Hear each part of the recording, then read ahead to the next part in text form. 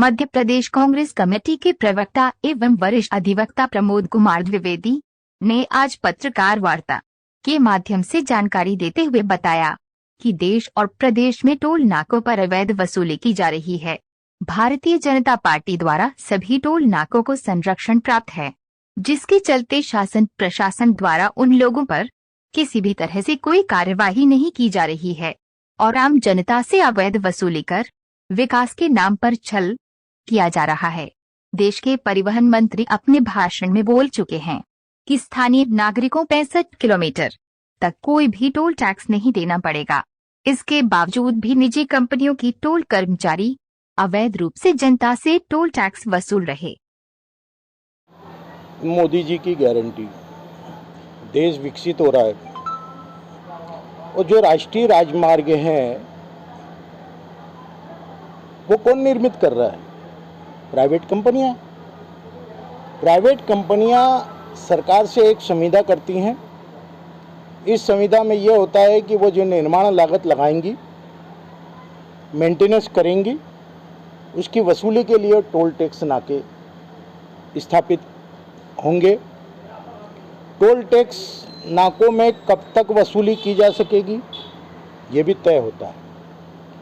किन किन वाहनों से वसूली की जाएगी ये भी तय होता है।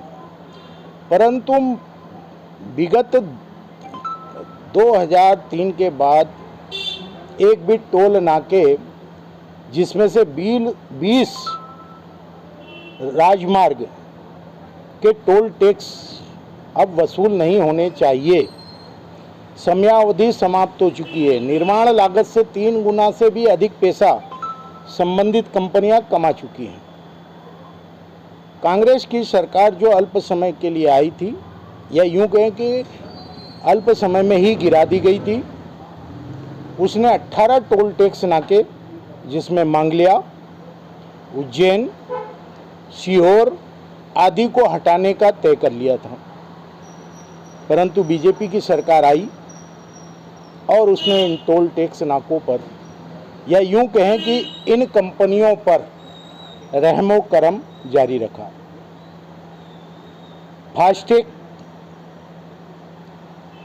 की लाइनें टोल टैक्स नाकों में अलग होना चाहिए।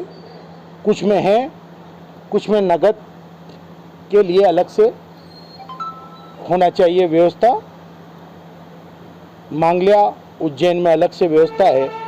परंतु इधर बेटमा की साइड पे जो हम जाएंगे या कुछ और टोल नाकों पर, तो यहाँ पर सारे के सारे नाके फास्टैग के बना दिए गए हैं। नगद के लिए कोई भी रास्ता नहीं छोड़ा गया और फास्टैग की लाइन में आप घुस गए हो, अतः डबल टोल नाका आपको देना पड़ेगा।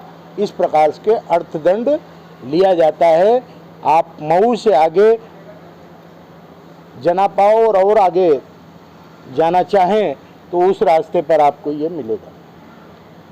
फास्टैग अनिवार्य नहीं है, लेकिन किया गया।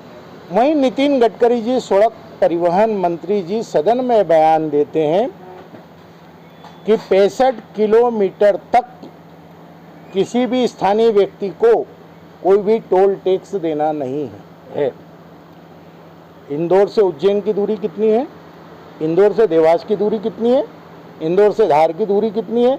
इंदौर से ओंकारेश्वर की दूरी कितनी है? इंदौर से अन्य चारों दिशाओं में देखें तो 65 किलोमीटर कहाँ कहाँ पे टोल लगना चाहिए? क्या आप लोग बता सकते हैं कि टोल नहीं लिया जाता इंदौर के नागरिकों से, या उज्जैन के नागरिकों से, या देवास के नागरिकों से, या अन्य नागरिकों से?